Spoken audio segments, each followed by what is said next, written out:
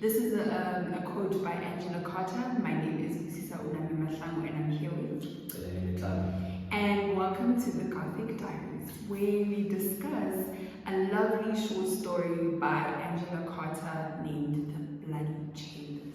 I think The Bloody Chamber is a very significant book because you might recall that this is a collection of stories, but we are going to focus on The Bloody Chamber, which is a book that deals with themes of violence, tragedy for the most part, love, but also it serves as a social commentary, at least for me. I don't know how much you do. Well, when I think about the short story, I think about how I love, firstly, how Angela Carter derives from The Blue Bird, which is the original short story, where in the short story, the protagonist is saved by the brothers, the patriarch, where in The Bloody Chamber, the protagonist is saved by her mother, the matriarch. And this is where Angela Carter, as a feminist, she uses her feminist perspective, her feminist mind, her feminist beliefs to change the narrative within the short story by giving females the voice, making sure that they reclaim their narratives, compared to The Blue Beard. Yeah, The Blue Beard is the story that men are quite the central figures, and in The Bloody Chamber, females are the central figures.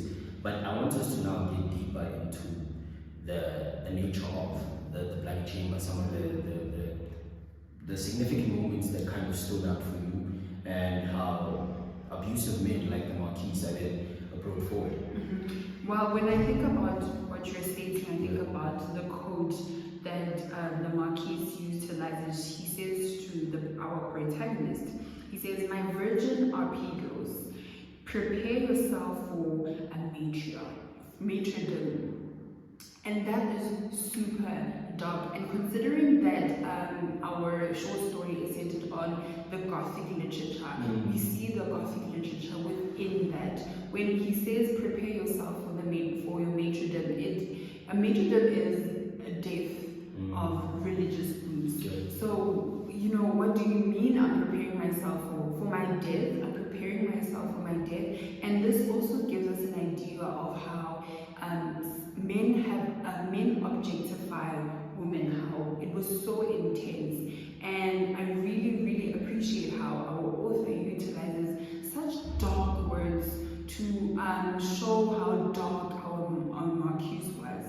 Yeah, the Marquis for me was also a dark character because I think the story, how it kind of also progresses, where you see the bedroom filled with lilies, you see the bedroom filled with mirrors, how he kind of controls her movements, dictates what she can do, what she can't do, how she dresses, in a sense, controlling her sexuality, which is a very significant part of this theme. But I think what was really shocking for me was that there were moments leading up, or hints leading up to her death, because I think the lilies symbolize death, they symbolize death in a sense, and there were so many Gothic elements to it that were in a real world. Those are things that are weird because blood is also a part of it, because also you can't say to someone, "Prepare for your martyrdom." It's quite scary in my opinion.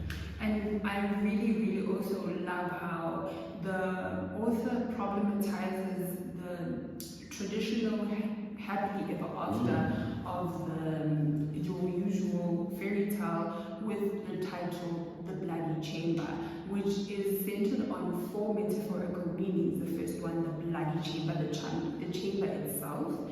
Second of all, the marital contract as a chamber that drags women down. Third, the sexual chamber, that how the main Marquis uses the woman's body, and also the protagonist's body, sexuality as his own pleasure. And lastly, the psychological chamber that comes with the control, the darkness that the Marquis possesses. I think I like the fact that you spoke of the marital chamber, because marriage is a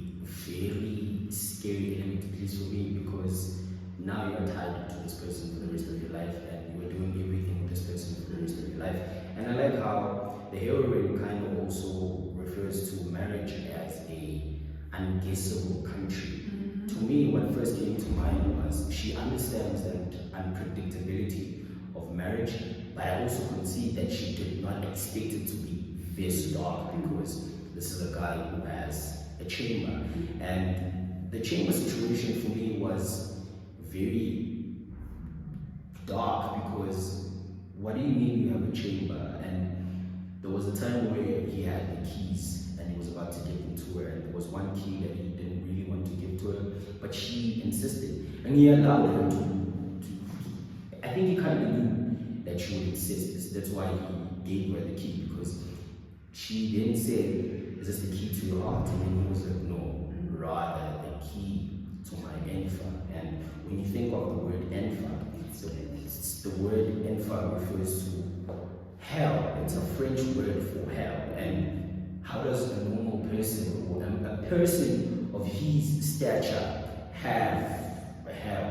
It kind of also makes us think about the types of men in society who champion the spirit of patriarchy, because we have all these powerful men who look very clean, rich, and we see them as this very good people in society, because that's how they portray themselves. And we also have these people in everyday society. We have the President of America, we have Hugh Hefner, and I think Hugh Hefner for me is a very important aspect in my rationalizing of who the Marquise is in a modern world, because Hugh Hefner actually was a character, or not even a character, was a person, or a wealthy man who had commercial success because one of his businesses was Playboy. And I'm not talking about the deodorant that men use, but there's another darker side of that commercial success, because there was the Playboy magazine where girls would be dressed up in bikinis and, in a sense, make them appealing for men. And there was also the Playboy mansions where you would have these parties of girls filled with young girls and these very rich, healthy, not healthy, but wealthy politicians and business people who had interest in forging relationships with young girls, which is what the Marquise kind of does, because there was also a point where there was a courtship phase between the Marquise and the heroine, where he was kind of enticing her using these possessions and these gifts until she then agreed to marry him. And then at some point, the Marquis says, "I have a place prepared for you, an exquisite corpse in my display of flesh." And he's basically portraying how the dungeon, the bloody chamber is. I mean, when we think of flesh, we think about blood. And the term, the diction of flesh, when we think of flesh, we usually say meat. But when we say flesh, it's very dark, exquisite corpse. Those terms that the author utilizes gives us an idea of how dark the castle, the chamber is.